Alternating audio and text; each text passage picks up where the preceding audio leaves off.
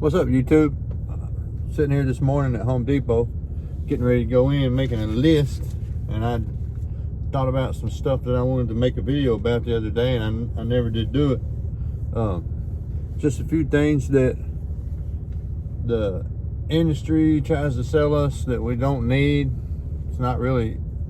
There's cheaper ways, and then there's some things that just don't work. So I made a list of that instead of materials there I could go in and get.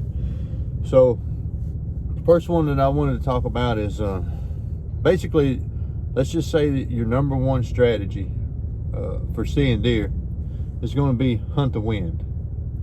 There's nothing you can do, nothing you can use to beat a whitetail's nose. Nothing. You can use ozonics, but I have an ozonics and I used it 1 year for about 4 hunts. The problem with the ozonics is when you turn it on, what's the first thing you notice? The smell that the ozonics creates. Well, that's not natural in the woods. So a mature deer, when he smells that, he's going to go around it. He doesn't know what it is. Now, and if it doesn't belong in the woods, if it's not something that they smell every day, they're not going to tolerate it.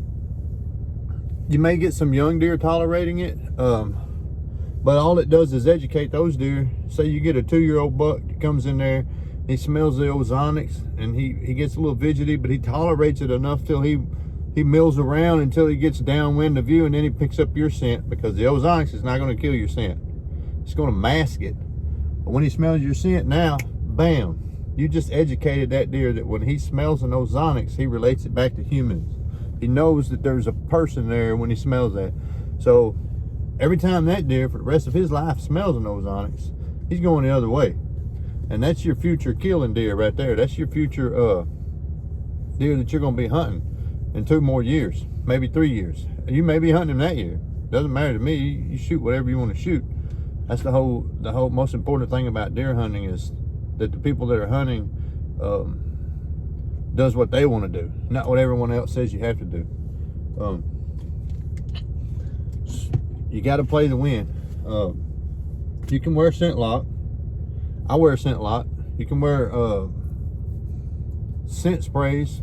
I use scent sprays every day. I wash my clothes in scent killer soap. I spray it on my shoes. I spray it on my feet. I spray it on my whole body. I put it everywhere. But it's just an extra little additive to help me when I'm playing the wind, in case that one deer doesn't do what I think he's going to do, and he does come downwind. I'm hoping that my scent, human scent, is so low that he thinks I was there a long time ago and I've already left. Or something in his head tells him to hold on before he runs, maybe just long enough for me to get a shot, or at least see him and realize that he's coming from a different direction.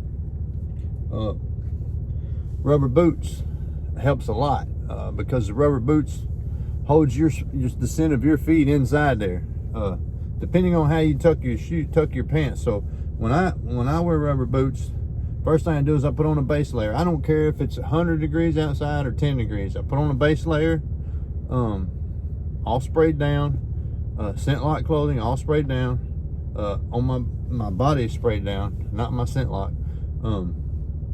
Then I put a tall sock that comes almost to my knee over the top of my base layer pants. Then I put on my pants that I'm going to wear over that, and then I put on my boot, and I make sure that my pants goes over the top of my boot.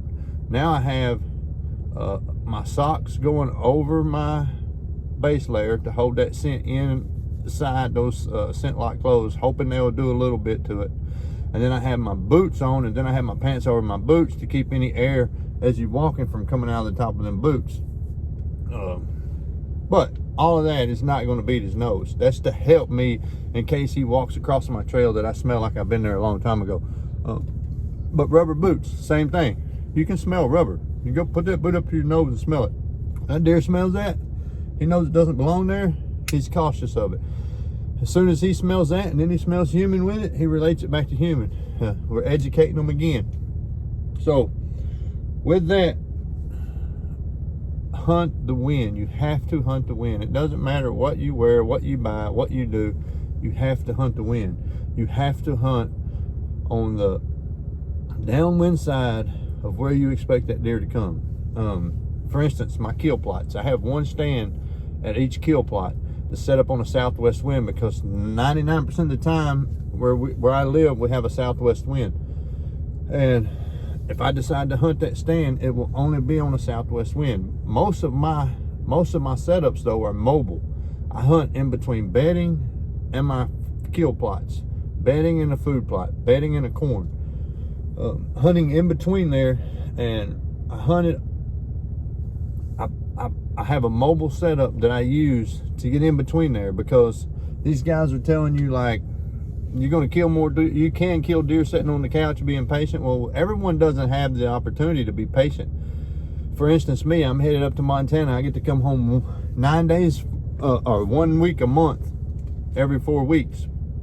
Well, when I'm home for that week, I'm going to hunt. I don't care which direction the wind's coming from. That's my 1 week for that month to get to hunt here at home. Now, I'll be hunting in Montana and Wyoming, but when I'm at home, I have that 1 week period. So I don't care which way the wind's blowing. I'm going in the woods. How am I going to do that? I'm going to find the best spot that I can find between where that deer's bedding and where he's eating, or where he's bedding and where he's checking doe bedding, where he's bedding, where he's going downwind of any scrapes. Wherever he's bedding to where he's going, that I can decide that he's going to go there most of the time, or I have the best chance of him catching him in between. I'm going to hunt them trails in between, and I'm going to hunt on the downwind side of them trails. If the wind's blowing to the north, if the wind's blowing out of the south, I'm going to hunt on the north side of the trail. If the wind's blowing out of the north, I'm going to hunt on the south side of the trail. And I may be in a tree 2 foot off the ground, or I may be in a tree 30 feet off the ground. Depends on what I can find, but I'm going to hunt, and I'm going to use the wind to decide where I hunt. You have to hunt the wind. Nothing else you do matters if you don't play the wind. There's no, you can put on all the scent lock, all the spray. You can sleep in a bathtub of that spray. You can have 10 ozonics. If the deer's downwind of you, he's going to know you're there. Once he knows you're there, he's out, or possibly not coming back. Or if he's an old peckerhead deer, he may change his whole routine for the rest of the year. Maybe he's been shot before, or shot at, or whatever. So always, always, always, most importantly, play the wind. Number 2, most important thing is weather. Look for those 10-degree drops in early season. If like I said, now if you come home to hunt and you got 2 days to hunt, or you only got the weekend to hunt, and it's hot, go hunting by all means. I don't care what anybody says. This hunting season, it only comes once a year. I'm going hunting. Now, you just may not see much except for first light or last light. Or if it's the rut and you find a hot doe, you may see 15. It just depends. But go hunting. But always, always make sure, if it's possible for you, on a temperature drop, at least anything from 5 to 10 degrees, you get in the woods if you can, because the deer are going to be moving. Deer move they move during the daytime anyway. They're just not moving where we're at. If it's hot outside, they're going to move. They're just not going to move very much or very far. If it's nice and cold, they might move a long ways. The same thing is true. The opposite is true if you're hunting up north in these cold regions. Like when I lived in Ohio and was hunting up there all the time, I think I killed about 8 or 9 bucks in Ohio through the years. In late season, the opposite would be true. When it would be like 15 degrees outside for 4 or 5 days in a row, then all the deer would be kind of holed up, I guess, trying to stay warm. But as soon as that temperature would rise 5 to 10 degrees, man, them deer would be moving everywhere. And I learned that driving to work. On the warm days, I would notice when it warmed up, there was deer out in the fields everywhere. So I started doing that, and it helped me out a lot. So weather has a huge impact on them, which most people know that now. You know, with YouTube, everyone on there talks about it. Now, one of the products that I hate to see, I hate the way the industry does people, man. They have really started price gouging people. It used to be like, I felt like the hunting industry loved their hunters. Now I feel like they love to make money off of us. For instance, you buy a bag with like 4 pounds of food in it, they want to charge you $15. Now, they tell you go put that food out, and then you get bucks or deer on it. Yeah, when you put it out, they don't come right away. I don't care what you're putting out. Unless you're in the zoo, they don't come right away. What you do is you put that whole bag out, and you come back the next morning, you got a whole bunch of pictures from a deer in the middle of the night, and the food's gone.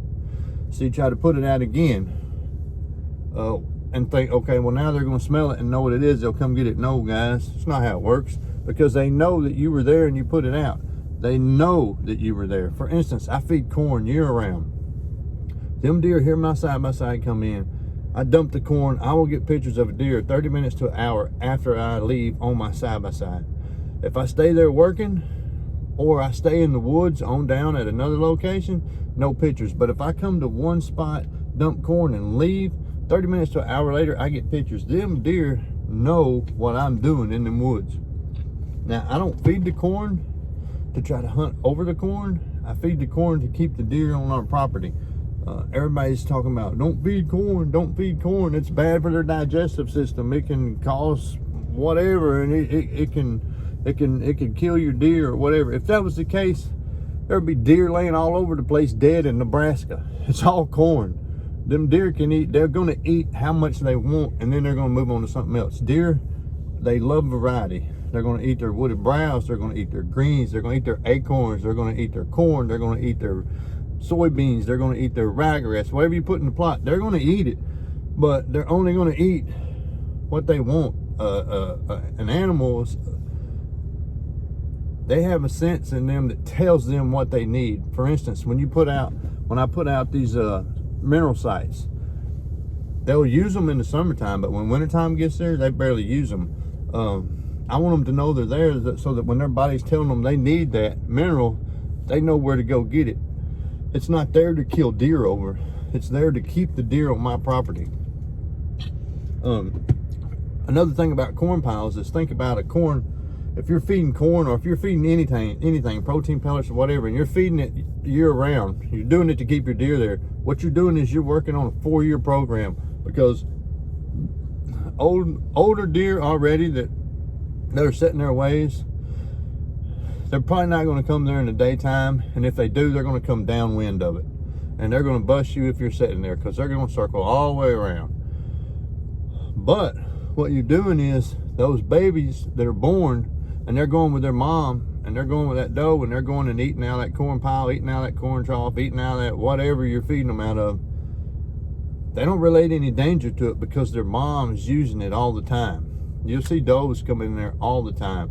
Now, some does are a pain in the butt, and they're just as bad as an old man buck. But for the most part, you got that fawn when he's born. He's coming in there feeding. You keep it there all year. He relates it as a natural food source, because that's all he knows. Then the next year he comes back. He's a year old. Now he's 2 years old. Now he's 3 year old. Now he's 4 year old.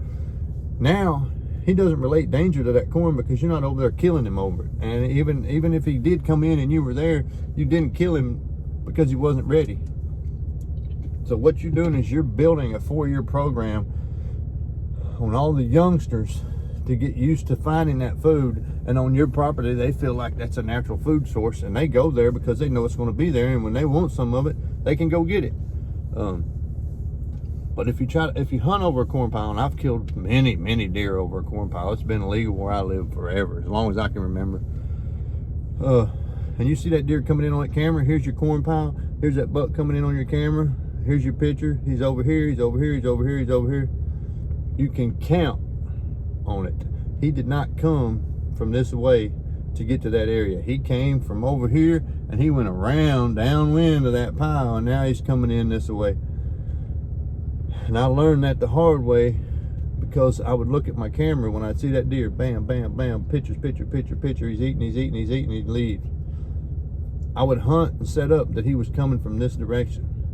I would go way down here and set up on trails or whatever I could find that I thought where he's coming from, and come to find out he's coming from this direction, and he's circling downwind of the pile. So if you have a stand set up on that corn pile, you're probably gonna get busted. What I like to do is when I'm getting daylight pictures of a deer on corn, I look at the camera which way he's coming in, I find the trails coming to and from the corn, and I get on the opposite side of where I see him, and I get on the downwind side of them trails, and I hunt that trail. I've always been that way, hunting in public land, hunting in private land where you can't do nothing, hunting in states where you can't feed. I've always hunted a trail. I'll hunt a specific trail, I'll hunt a specific scrape, I'll hunt a specific one shooting lane on one trail coming on the downwind side of a bedding area or a food source, acorns or whatever. And most of my shots are set up at 15 yards. I'm sitting there looking at one trail on the shooting side of me, so if that deer comes, all I gotta do is raise up. Boom. I don't once I know there's a big buck in the area, I don't need to see him 100 yards away. I don't need to see him 200 yards away. I don't need to see him, you know, I don't need to see 100 deer while I'm out there hunting that I'm not going to shoot. I need to be set up where I have a 80% chance or better to see that one deer or a good deer on that trail that I'm hunting. And I have good luck with that every year pretty much. Another thing I wanted to talk about is, oh yeah, property line hunters. Man, I had this guy last year. At the end of season, I guess he hunted late season when he thought we were out of there. And right down our fence line, so our fence line runs like this right here. And this is his property over here, and this is mine over here. He went and cut a whole bunch of trees on that fence row. And there's a rub line coming right up the fence row on my side. About 10 yards off the fence row like this. Oh, yeah, on my side, coming up like this. And he'd cut all them trees where he could see over there. So what did I decide to do this year? I used that fence row and that rub line. That's my entrance. I use that as an entrance to some of my spots on that side. And the reason why, would I walk down a trail where I know I could run into a deer? Heck no. But I would rather run into that deer and push him further into my woods. Or he may go further into their woods, but I highly doubt it, because they drive their four-wheelers right to their box stand that's set up right there. And just so happens that where he was hunting at is at the end of my hunting spot that I use. I don't go past that because I consider that a sanctuary. Well, it's all bedding in there. I don't like to go in there ever. I like to leave them deer alone and catch them going in between, in and out of there. So now my hope is that me walking down that trail, I bump him and push him back into the bedding, and maybe he comes around the other side on our property, because it's much safer over there where we are, because there's no other people over there hunting. And there's one guy that hunts quite a bit of ways from me, but he hunts one box stand every day. He drives in there to it and he drives out of it, and them deer know him. They know what he's doing. They just work their way around him. And it's a long ways between him and the fence row. And then anyway, these property line hunters, man, that's a terrible thing. I mean, I understand if you see a giant deer and he's on your side and you shoot him and he runs across the property line and you contact them and try to get him, that's one thing. But when you cut down trees so that you can shoot across the property line, that's some straight BS. I've never met the guy or seen him, but when I do see him out there this year, I'm gonna let him know you don't be shooting deer on our side of the property. I will call the authorities, and if I have to, I'll go buy a roll of Tyvek from Home Depot and I'll string it up all the way across that property line, just so he can't see over there on our side, and even push the deer back away from the property line. I would rather them be pushed away from the property line and away from me than let someone like that kill them on my side of the fence. I think that's BS. You do the work. When you go out there and you do all this work and then someone else tries to move in on your habitat improvements, that pisses me off. Anyways, like I said, guys, number one, first and foremost, always hunt to win. Be mobile. You have to be mobile if you want to constantly see big deer. I believe you do. If you have one stand and you go in and out of there, it doesn't matter how sneaky your exit and entry is. No matter how sneaky you are, eventually them deer are going to find you. And I consider myself pretty sneaky. I have spots that are only 200 yards from the main trail, but depending on the wind and what the deer are doing, there are times that I might walk 2.5 miles way away from that spot, all the way around, and come back up on the other side. Take me 2 hours to get to my stand, walking and carrying everything, because I'm trying to get in and out of there without bumping any of our deer. And sometimes you just have to hunt. You might have a spot you want to hunt over here. You might have to move 400 yards away from it because of the wood, because of the terrain, because of the bedding and the feeding and the deer activity. There's just some spots you can't get to. Like I said earlier, say I got only one place I can hunt, I can't get to that spot because of how the deer are living or because of the wind. I'm still going to hunt. I'm just going to take the best spot that I can pick, farthest away from that, to where I know I won't bother any deer. I'm going to pick that spot and take my chances there. If I got a 10% chance of seeing a buck in a tree 400 yards away from where I know he lives, and I can't get to him because of he's smarter than me or the wind is swirling or whatever, I got a 10% chance of killing him down here. That's a whole lot better than a 0% chance of killing him on my couch. So when it's hunting season, I'm going to be in the woods. I'm just going to be in the woods in the smartest location that I can find. And I think that's something that messes a lot of young hunters up.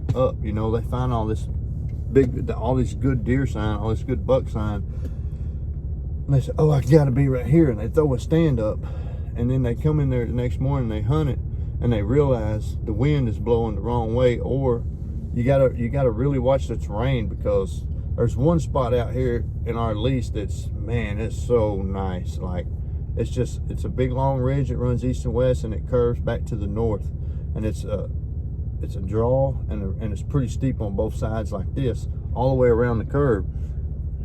Running north and south, on the north and south part of it, is just buck sign, buck sign, buck sign. I found several beds in there on the ridge on the other side, beds on this side, fresh tracks, fresh deer crap everywhere, just lots and lots of deer sign in there.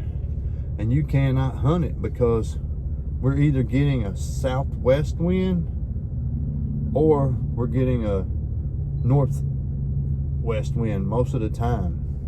And those west winds, when it's coming from the west out of the south, it hits that point, and it spreads like this. It goes both directions. Well, when it goes this way towards the north, as far as it's going to go, it's up against that hill, and it's bouncing off that hill and swirling all the way around there. And when it comes out of the north, it comes straight down that draw. And then, especially when it's coming out of the northwest, it comes down that draw and it hits the ridge on this side, and it does the same thing over here, which is why there's so much deer activity in there. They can walk around in there and smell everything all day long. You just can't hunt it. But what you can do is you can get far enough to the north or far enough to the south where you're out of that swirl, and when them deer coming out of there or coming into there, you got a chance. So just always think about the wind. Look on there's a weather app, I can't think of what it's called, but you can Google it. What is it called?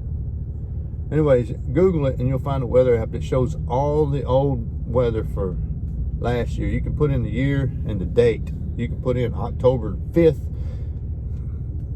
2020, and it'll tell you what the wind was doing on that day. And then you can go back another year and you can look and you can see what is it most consistently doing. And then if it's close enough to that time, or you can pop up on your phone and look for what the expected weather is in a week that you're going to be over there, you can use those old information, that new information, to figure out where's the best location that you can get. And then too, if you're walking in trying to hunt on the edge of ridges and stuff,